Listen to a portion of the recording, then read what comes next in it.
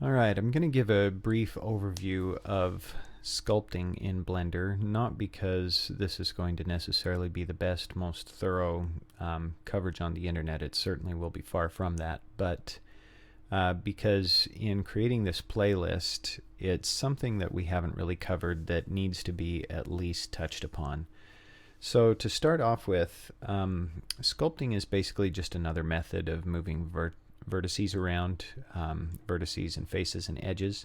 So we've got our default cube here, and like any default cube, it just has 8 vertices, 6 faces. There's not a lot of resolution there. So we could bring this object into our sculpting workspace and attempt to sculpt on it, but not much is going to happen. You can see it's kind of trying to do something there for us, but there's just not enough resolution to describe any kind of detail that we're going to sculpt in. So there are a couple of different methods that we can use to sculpt with actually some detail, to bring some detail into this. So to demonstrate these two different methods, I'm actually going to duplicate the cube here and just kind of split the difference there. So we've got 2 cubes, and this cube on the left, we're going to call this cube dash high poly, and this cube I'm actually just going to subdivide a whole bunch of times. So let's subdivide that 60 times. So it's actually a really high resolution object, and that will allow us to sculpt on it. So this cube on the right, though, I'm going to treat it a little bit differently.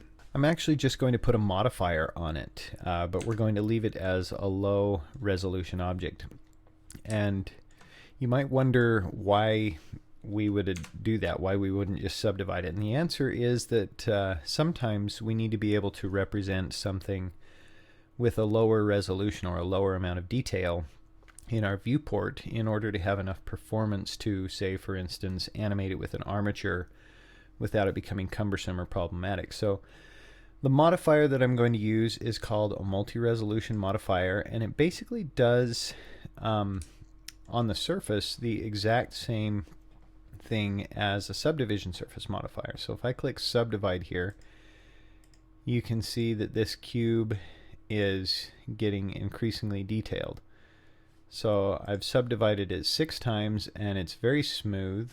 We have 6 levels of subdivision, but we can choose to represent a lower number in the viewport. We can say, okay, in the viewport we're just going to see one of those levels, but it still will allow us to sculpt with all 6 and render all 6. So if I were just to quickly render this scene out, you can see that that's a very smooth rounded object as opposed to how it looks in the viewport there. It still looks very coarse. Alright, so basically the upshot is that we can sculpt on this object. So both of these should actually work well for sculpting now. And I have the ability to put detail in. So I'm going to go over to some of my tool settings here. Probably one of the biggest, most important things to pay attention to in the tool settings here is this symmetry option. So I can mirror any axis here. If I want to sculpt something that is symmetrical across an axis, then that's how you do it. So I've just been using the draw brush here, and that's probably good for everything that we're, for just starting off. But there are a couple of other brushes, like I'm really quite partial to the smooth brush. That's really nice to use. And if I want to modify my brush here, then I can tap F to modify the radius really quickly and easily, or I can tap Shift+F to modify the strength of the brush. So I can kind of get a more subtle touch there with my brush, or Shift+F, and I can bring it all the way up and say, you know what, I want to sculpt with a lot of strength in my brush here. I really want to smooth things out, and both of those work. There's actually kind of one more method of sculpting a simplified object into a more complicated object that we should cover here, and that is, I'm not even sure how to pronounce this, but Dyntopo. I used to call it Dyntopo, but then I noticed there's no N. So let's go back to our layout and make one more cube. Shift-A, here's a cube. And we're not going to subdivide this one either, except, let's see, is it selected? It is. Okay, except in our sculpting menu here, we've got this little checkbox over here under our tool settings, Dyntopo. And if I check that, it gives me a warning. It says, hey, there's vertex data detected. In other words, what it's trying to tell us is that this thing's been UV unwrapped. And if you have a texture that is mapped onto the surface of it, it's going to get messed up by this. In this case, I don't really care. I don't have a material or a texture there, so I'm going to hit OK. And now if I use, you remember this is an unsubdivided cube, but if I use the Dyntopo brush on this, it actually kind of starts subdividing the cube. And at this level of coarseness, that's a little bit of a problem. So let's undo that and change a couple of settings really quick under Dyntopo. So you can see the detail size is going to be 12 pixels, and let's put that detail size down much lower. Oh, sorry, maybe I need it to go higher? All right.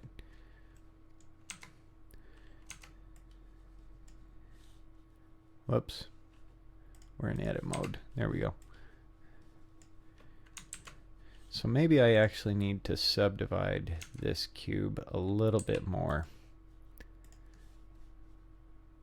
But you can, one thing you can see from Dyntopo is it makes really bad topology. Lots of triangles. It doesn't really subdivide things into quads. Oh, I don't have it checked right now, do I?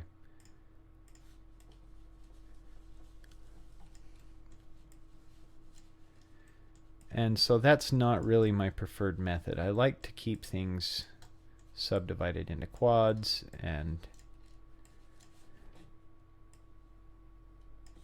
let's see, is it the smaller? I can't even remember. I didn't really plan to cover Dyntopo in this tutorial. It just occurred to me that, oh, I should bring that up. So you can see how unprepared I am. But anyway, so that's another method. You can actually subdivide your object with Dyntopo, or if you've got a big n-gon or something, you can get subdivide it down into smaller triangles with Dyntopo. Okay, let's look at a few brushes here. We've looked at the draw brush. Another brush that I really like to use is the Crease Brush, and again, this is just a quick overview. Oh, sorry, I've got to select different object there. Crease Brush. This is just a quick overview. It's not really meant to be comprehensive by any stretch of the imagination, but you can put a lot of cool details in with this Crease Brush. And I'm still mirroring, so that's kind of looking cool. You've also, of course, we've looked at the smooth brush a little bit. You can smooth things back out. Underneath it is the flatten brush, which is similar but kind of creates things a little more flat. I also really like to use the grab brush for when I just kind of really want to get specific with details that I'm going to be putting in here. One that's worth noting is, and I'm actually going to select this object for this. Okay, you can see now it's represented as a much higher resolution object now that we have it selected. Blender also has a cloth brush, which is pretty new and pretty cool. So you can actually come in here and kind of get the surface to behave as if it's cloth. You can really mush things around. And again, you have to have the surface resolution in order to do this. So I've got a multi-resolution modifier on this object, and it allows me, it gives me the subdivisions necessary to actually play with the object with a pretty good level of detail. So that's pretty cool, that cloth brush. With these brushes, you can also use textures. So if you'll give me a second here, I'm going to load up a texture. We'll create a new texture and we'll call this Scaly and Pebbly, and go to my textures tab and we'll click open to go find it. Okay, I'm going to use this pebbly and scaly.png, and that's one that I've just created before. It's white pixels with an alpha channel, and you can kind of see I can just sort of paint it on here. And there are a couple of different, actually let's select our first cube here. There are a couple of different stroke methods for your brushes that can come in really handy here. So going back to our brush settings, our tool settings, we can open up our stroke methods here, and by default we're just kind of set to space. And I really often like, with the texture, I like to use this anchored approach. Oh, and you can see also that our texture is set to tiled. So let's just set that to random. And then I can use an anchored approach here.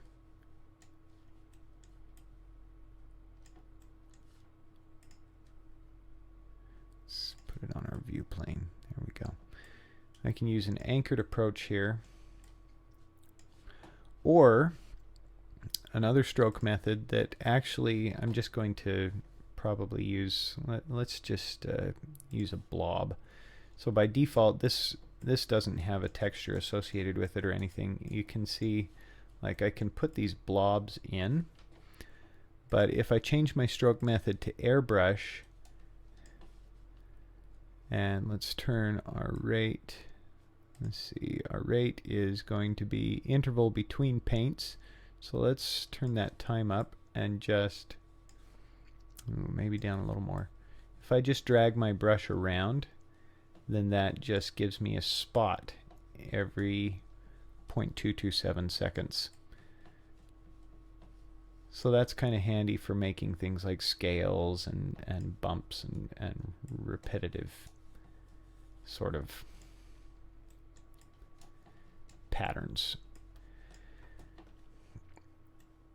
So that's basically a quick overview of scaling. I should mention that scaling is not generally how you create the final topology for like a character. Sculpting is not generally how you create the final topology for a character. But it can be a good way to get the shape put together in the first place, and a good way to kind of get started. Start with a high resolution shape that you might bake a normal map from, or you might box model a character over the top of it with proper topology after you've kind of established your shapes in this sort of more artistic, more freeform way. And the sculpture brushes will respond to pen tablets, for instance, a Wacom Cintiq or an Intuos or something like that. You can use those with the sculpture tools here. So that's pretty handy, and I hope that's helpful for you. Have a great day.